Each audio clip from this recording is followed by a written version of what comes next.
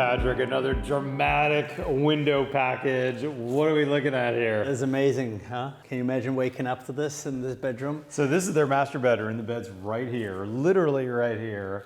And this is a giant window view of the trees. I mean, it looks like an Ansel Adams picture in here every morning for these people. Yeah, I mean, anytime you have a house site that's this beautiful, it's like you need to use windows to showcase it, right? I mean, I'm guessing this is about a 30-foot wide opening, and this is about 18 foot tall here. Yep. But that's not all, right? Because this is curtain wall. So we've got the same opening size downstairs as well, right? Yeah, so we continue down, and there is probably a 10-foot tall continuation of this curtain wall down there. Oh my gosh, this is a lot of big windows. And if you want to do something like this, you have to use curtain wall, you know? What's interesting about this too, Patrick, is this is not built yesterday. This was actually a 10-year-old project. So this must have been one of your earlier curtain wall jobs, right? That's right. This is one of our first curtain wall projects. This is also a project that was still made with double pane glass. It was just at the time when we were starting to do high performance fenestration with triple pane glass. The good news is the Schuco curtain wall can be upgraded from double pane to triple pane glass. So there's a chance that one day we'll come back here and we'll bring a new triple pane glass and take it from R5 to R10 performance. So also, if someone broke a pane of this,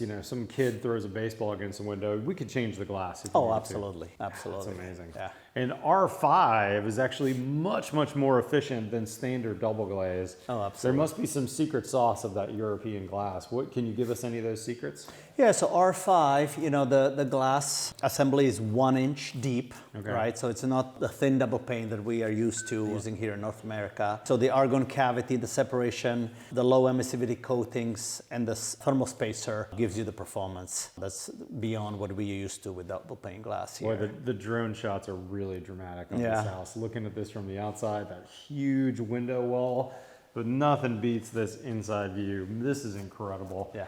Now, we could have saved some money had we done just punched openings with wood framing, but as it is, we've got 30 feet of glass here and 2 inch, 2 inch, and 2 inch. So I've got 6 inches of structure, and that's it in between this, let's say, 30-foot span. Yeah. That's pretty incredible. And quite often we value engineer assemblies like this. So we're looking at the price tag of the curtain wall. It's slightly beyond the budget for the building. And so the next step is, hey, let's break this down into smaller rough openings. Instead of this curtain wall mullion here, you maybe have a LVL that's giving us a rough opening here and a rough opening right over here, and now I'm only making aluminum sponge opening windows.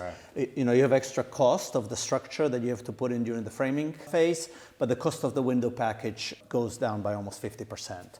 Now this is not an expensive window package, guys. This is a 6-figure package, let's call it. But you could bring this under that dramatically if you went with triple pane, Schuco, and you could still get really big glass size.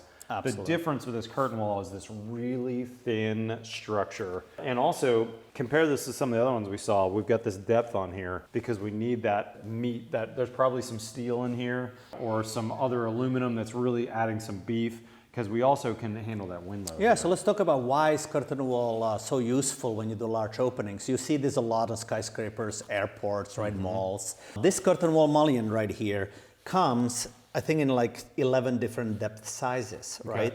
And so even in this home, I think there's another curtain wall here that's just much smaller, and you notice that depth of that curtain wall mullion was a lot less. I do not believe this is the maximum depth. So like, let's say if this was even taller, I think there's one mullion that's like 1.5 inches deeper than this. So based on the strength, the size that you have, the wind loading for this location, you engineer the curtain wall and you get the depth of the mullion that you need to support those loads. Gotcha.